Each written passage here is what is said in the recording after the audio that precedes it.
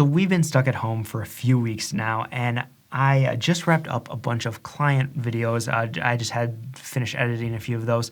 So now I'm looking for kind of that next little project, that next little thing I can do to continue to improve on my video making skills. So I wanted to dive in and do a little more product-based videos. So products that I can find around the house, or like on this one that you just saw was me going to get sushi, takeout sushi from just down the road here. So I want to find different ways in order to create these unique videos and really improve on my just overall product video skills. That's why I'm starting this daily video challenge for myself. What this challenge is going to be is every day I want to produce a video, shoot it, edit it, and get it out on Instagram at least.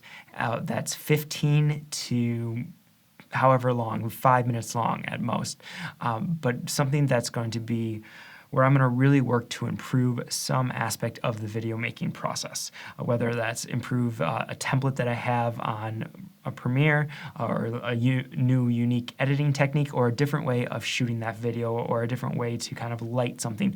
I want to try and find one little thing I can improve along the way to create better product videos. Because I really haven't done a lot of product videos. Done car videos, which I guess, yes, product, but different kind of style shooting, I feel.